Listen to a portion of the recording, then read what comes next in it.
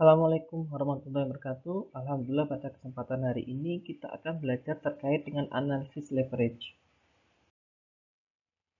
Tujuan dari pembahasan materi ini adalah yang pertama, diharapkan nanti mahasiswa akan mampu menunjukkan bagaimana perubahan jumlah penjualan akan mempengaruhi laba operasional dan laba bersih. Jadi kita akan meninjau bagaimana volume penjualan itu akan berefek atau berimbas kepada laba operasional dan laba bersihnya. Sehingga misalkan penjualan mengalami penurunan berapa persen, maka kita bisa memprediksi juga nanti laba operasionalnya juga akan turun berapa persen, laba bersihnya menjadi berapa persen, penurunannya atau kenaikannya. Leverage adalah penggunaan aset dan sumber dana oleh perusahaan yang mengeluarkan biaya tetap dengan maksud agar dapat meningkatkan keuntungan potensial bagi pemegang saham. Dana tersebut sebagai pengungkit supaya perusahaan dapat meningkatkan keuntungan. Tambahan dana dapat mendorong peningkatan operasional perusahaan sehingga diharapkan dapat meningkatkan keuntungan. Jadi kita menggunakan sumber pendanaan dari eksternal, dari hutang, yang mana digunakan untuk memenuhi pembiayaan untuk biaya tetap. Jadi misalkan peralatan, gedung, bangunan, sehingga diharapkan dengan adanya penambahan aset tetap itu akan berpengaruh terhadap keuntungannya juga akan lebih besar lagi. Analisis leverage, penggunaan aset dan sumber dana oleh perusahaan di mana dalam penggunaan aset dana tersebut perusahaan harus mengeluarkan biaya tetap dan atau beban tetap. Jadi karena penggunaan aset tadi dikalkulasikan dalam bentuk biaya tetap demi tujuan meningkatkan keuntungan potensial bagi pemegang sahamnya. Jadi biaya itu kan ada dua, biaya variabel dengan biaya tetap. Kalau biaya variabel adalah biaya yang digunakan ketika kita menggunakan untuk produksi ataupun bersinggungan dengan proses produksi tadi. Sedangkan untuk biaya tetap ini lebih kepada skala jangka panjang, yaitu tidak bersinggungan langsung dengan produksi, tapi digunakan juga sebagai unsur produksi. Dalam leverage ini kita tinjau menjadi dua, yang pertama dari operasi dan keuangan. Kalau kita lihat pada slide ini, pada saat ini yang di sini adalah perhitungan terkait dengan yang operasional, yaitu degree of operating leverage atau DOL. Yang bawah, yang ini adalah financial leverage atau degree of financial leverage atau DFL. Jadi kita akan menghitung yang pertama apakah penjualan ini berpengaruh pada EBIT. Yang kedua, apakah EBIT nanti berpengaruh terhadap EAT. Bagaimana perubahannya, itu yang akan kita lihat. Yang pertama, leverage operasi lebih tepat didefinisikan dalam bentuk seberapa jauh perubahan tertentu dari volume penjualan berpengaruh pada laba bersih atau net operating income (NOI). Untuk mengukur pengaruh perubahan volume penjualan terhadap profitabilitas, maka kita hitung dengan tingkat operasi atau DOL, yaitu rasio perubahan persentase laba operasi terhadap perubahan persentase unit yang terjual. Leverage operasi ini timbul pada saat perusahaan menggunakan aktiva yang memiliki biaya-biaya operasi tetap. Misal biaya penyusutan gedung, biaya peralatan kantor, biaya asuransi, biaya penggunaan fasilitas, dan biaya manajemen. Biaya variabel berubah sesuai dengan jumlah produk yang dihasilkan. Pengaruh yang timbul dengan adanya biaya operasi tetap yaitu apabila kerugian operasi yang lebih besar dari proporsi yang telah ditetapkan. Jadi kalau biaya tetap ini tidak berubah, meskipun jumlahnya berubah-ubah berbanding dengan biaya variabel menyesuaikan dengan jumlahnya. Jadi kalau misalkan nanti biaya tetapnya lebih besar daripada tingkat keuntungan, maka dikatakan perusahaan mengalami kerugian. Maka dikatakan untung jika perusahaan sudah menutup biaya tetapnya. Rasio leverage ini ada dua macam. Yang pertama rasio utang terhadap ekuitas. Jadi untuk menilai sejauh mana perusahaan menggunakan uang yang dipinjam, kita dapat menggunakan rasio utang atau debt ratio yang berbeda. Rasio utang terhadap ekuitas dapat dihitung dengan membagi total hutang perusahaan dengan ekuitas pemegang sahamnya. Jadi kita bandingkan berapa tingkat utang perusahaan dengan ekuitas yang dimiliki oleh perusahaannya. Yang kedua, rasio hutang terhadap total aktiva, yaitu rasio hutang terhadap total aktiva dapat diperoleh dari hutang dalam perusahaan dengan total aktivanya. Jadi yang atas itu hutang dibandingkan dengan modal ekuitas, yang bawah itu hutang dibandingkan dengan aktiva yang dimiliki. Kalau atas itu debt equity ratio, kalau bawah itu debt to activa ratio. Yang atas DER, yang bawah DAR. Yang atas DER, yang bawah itu DAR, rasionya keuangan. Contohnya adalah perusahaan manufaktur mobil, mereka memiliki sejumlah besar peralatan yang dibutuhkan untuk memproduksi produk mereka. Ketika kondisi ekonomi sedang kacau dan sedikit orang yang membeli mobil baru, perusahaan otomatis harus membayar biaya tetap mereka seperti biaya overhead pabrik, gaji karyawan, dan biaya tetap lainnya. Pelambatan ekonomi akan merugikan perusahaan padat modal tersebut lebih dari pada perusahaan yang menggunakan aset yang tidak menimbulkan biaya tetap yang tinggi. Jadi biaya tetap yang tinggi itu juga signifikan risiko, karena kalau misalkan penjualannya kecil, maka tingkat kerugiannya juga akan kalau tingkat penjualannya kecil maka kerugiannya besar. Jadi kalau penjualan menurun, maka kerugiannya akan naik.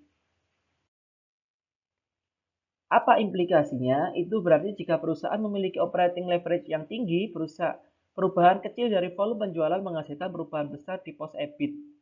Berarti perusahaan dengan operating leverage tinggi sangat sensitif terhadap perubahan dalam penjualan. Nah, ini kalau misalkan nilai dolnya tinggi, otomatis ketika penjualannya berubah, EBIT-nya juga akan ikut berubah dalam jumlah yang besar.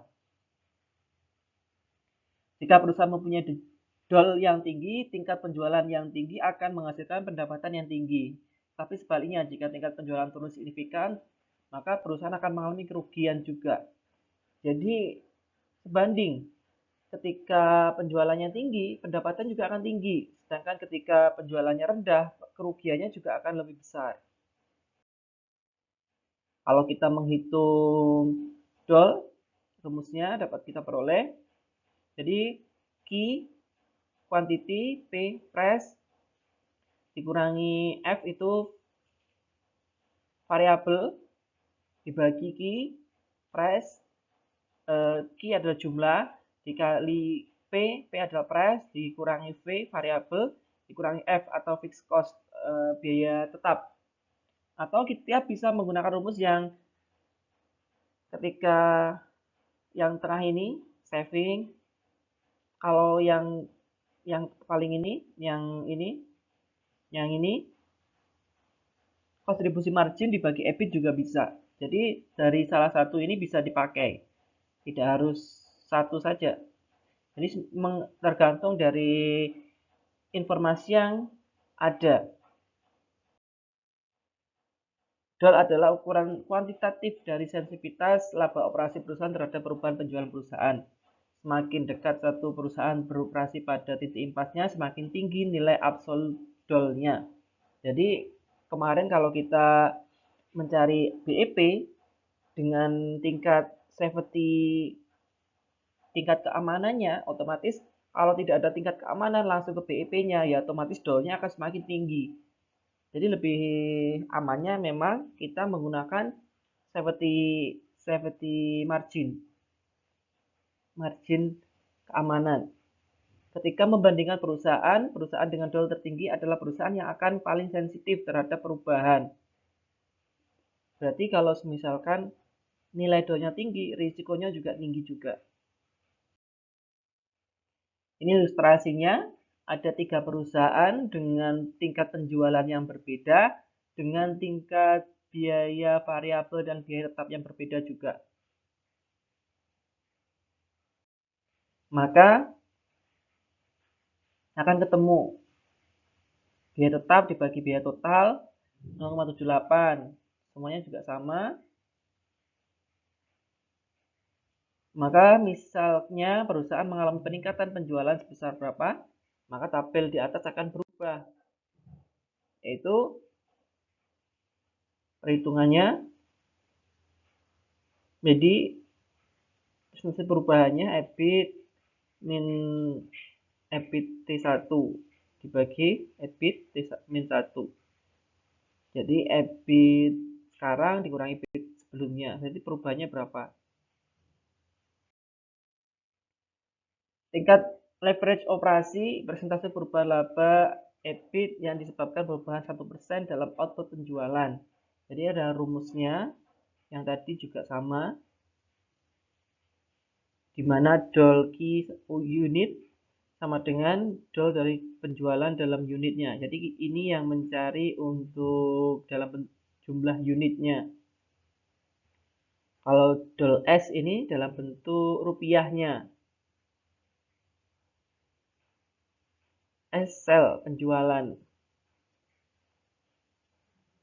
Jadi kita bisa mencari dari jumlah dan juga dari rupiahnya berapa. Ini contohnya perusahaan, ada 3 perusahaan dengan tingkat penjualan, biaya variabel, dan biaya tetap yang berbeda. Kita akan menghitung dolnya.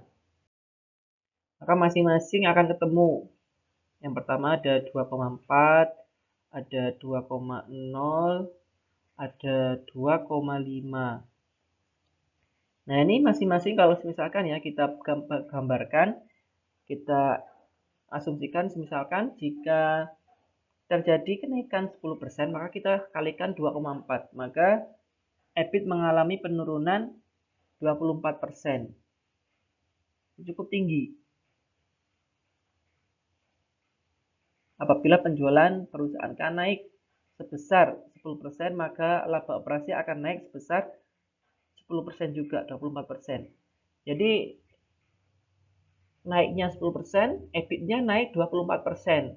Dan sebaliknya, kalau turun 10% penjualannya, EBIT-nya akan turun menjadi 24%. Ini juga sama seperti itu. Maka perusahaan yang memiliki dol paling tinggi adalah perusahaan yang N.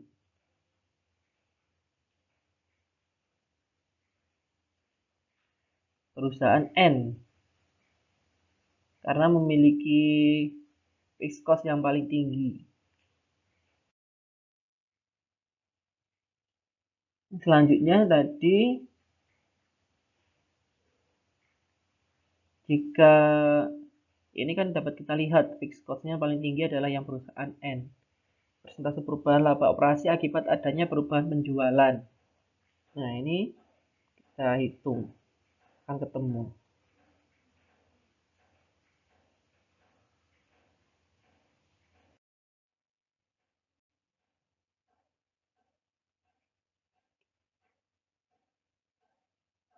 Contoh soal juga, ini mesin A, mesin B.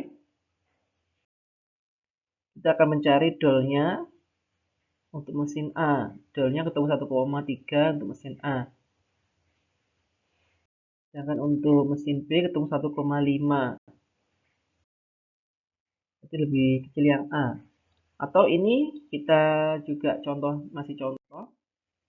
Ini perusahaan A, B, C, maka yang paling kecil adalah yang B.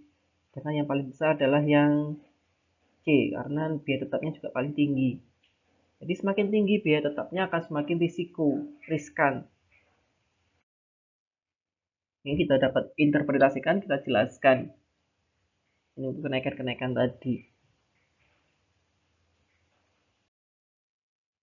Ini kalau misalkan kita ketahui fixed cost-nya langsung dan fixed cost total. Kita bisa langsung masukkan. Jadi semakin tinggi tingkat penjualan, maka semakin rendah dolnya.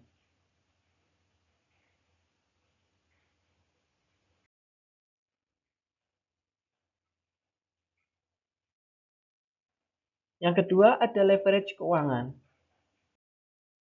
Nah, leverage keuangan ini adalah persentase perubahan laba yang tersedia bagi pemegang saham biasa sebagai akibat adanya perubahan laba sebelum bunga dan pajak atau EBIT dalam persentase tertentu. Jadi, pembiayaan sebagian dari aset perusahaan dengan suatu harga yang mempunyai tingkat bunga yang tetap atau terbatas dengan mengharapkan peningkatan yang luar biasa pada pendanaan bagi pemegang sahamnya. Jadi ini leverage keuangan ini perubahan laba sebelum bunga dan pajak dalam persentase tertentu. Laba bersih berubah karena EBIT-nya berubah. DFL atau financial leverage ini besar kecilnya leverage finansial dihitung dengan DFL. DFL menunjukkan seberapa jauh perubahan EPS earning per share karena perubahan tertentu dari EBIT earning before interest and tax. Makin besar DFL-nya, maka makin besar risiko finansial perusahaan tersebut. Dan perusahaan yang mempunyai DFL yang tinggi adalah perusahaan yang mempunyai utang dalam proporsi yang lebih besar. Nah, ini perlu diperhatikan. Jadi semakin besar DFL juga kurang baik. Kalau DAL tadi semakin besar, peluang untuk untungnya juga semakin tinggi. Akan tapi jika penjualannya dalam jumlah yang tinggi juga. Sedangkan yang untuk DFL ini juga kalau tinggi berarti menggambarkan perusahaan utangnya, struktur modal dalam pendanaan utang juga besar. Kalau kita mencari DFL, kita bisa menggunakan rumus yang ini. Salah satu juga bisa. Ini atau ini atau ini. Jadi tergantung dari deskripsi soalnya yang diketahui yang mana.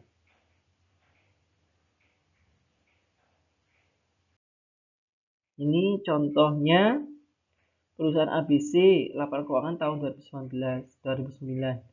Jadi kita akan melihat DFL-nya. Maka DFL per perusahaan. Jadi kita memasukkan pajak juga ya, karena kan setelah EBIT itu pasti ada perhitungan pajaknya. Ini contohnya EBIT-nya berapa dari ketiga tadi. Maka di EBIT-nya ketemu paling besar yang A, dan paling kecil yang C. Adanya EBIT PTA naik 10%, berapa DFL pada A tersebut. Jadi kalau naik 10% otomatis menjadi 13,3%.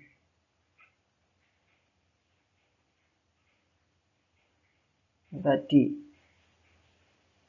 DFL-nya 1,33.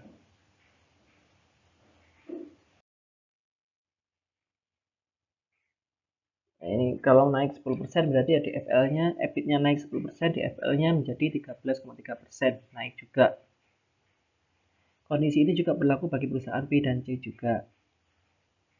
Perusahaan A lebih besar risikonya ketimbang perusahaan B dan C karena kontribusi laba yang diperoleh digunakan untuk menutup bunga yang lebih besar atau 20% dari EBIT.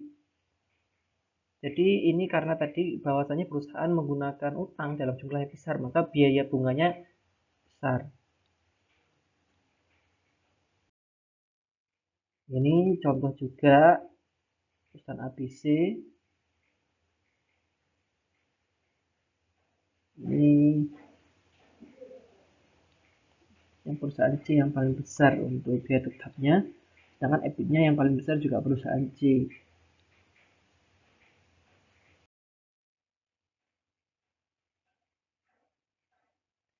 Average keuangan menggunakan contoh sebelumnya, hitunglah berapa DFL perusahaan ABC-nya. Dengan asumsi perusahaan meminjam uang dari bank sebesar $100.000 dengan tingkat bunga per tahunnya 12%. 12% berarti interestnya, bunganya $12.000 per tahun. Di 12% dari 100.000. Maka DFL-nya akan ketemu misalkan ketemu 2,5. DFL ini artinya EBIT naik sebesar 40%, maka EPS-nya naik 2,5 dikali 40%, jadi 100%. Dan sebaliknya, jika terjadi penurunan, maka akan turun 100%. Untuk perusahaan B dan C dapat dicari dengan cara yang sama seperti di atas. Jadi EBIT-nya misalkan naik 40%, EPS-nya atau labanya itu yang paling bawah tadi naik 100%. Leverage total. Jadi misalkan kita penjumlahannya dari DOL dan DCL atau disebut dengan DCL. Leverage kombinasi terjadi apabila perusahaan memiliki baik operating leverage maupun financial leverage dalam usahanya untuk meningkatkan keuntungan bagi pemegang saham biasa. Jadi ketika adanya kombinasi dari DOL dan DFL, maka kita bisa menggunakan DCL. Degree combined leverage adalah multiplier atas perubahan laba per lembar sahamnya atau EPS karena perubahan penjualan. Jadi perubahan volume penjualan akan berpengaruh langsung terhadap EPS atau laba bersih yang bawah itu ya. Dengan kata lain, degree of combined leverage DCL adalah rasio antara persentase perubahan EPS dengan persentase perubahan penjualan. Kalau DTL berarti atau DCL EPS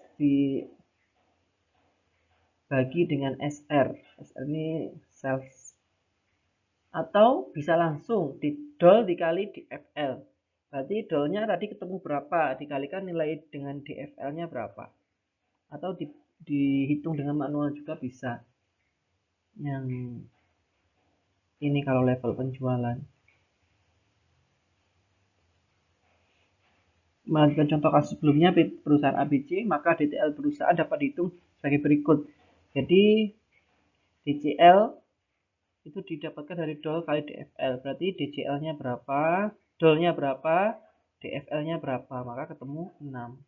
Artinya, jika penjualan naik sebesar 10%, maka EPS-nya akan naik menjadi 60%. Jadi begini, tadi kan kalau di DOL, ketika penjualan naik, berapa EBT-nya, EBIT-nya. Sebaliknya, kalau yang DFL itu EBIT-nya naik berapa persen, itu akan berpengaruh ke EPS atau labanya berapa. Sedangkan yang DCL atau total DTL itu ketika penjualan naik, dia langsung berimbas kepada EPS-nya. Labanya berubah menjadi berapa. Ini contohnya. Jadi nanti menghitung di DOL, di DFL, dan DCL. Contohnya, kita ketemu DOL-nya 1,07, DFL-nya 1,14. Kalau kita mau menghitung DTL atau DCL, berarti dikalikan DOL dengan DFL.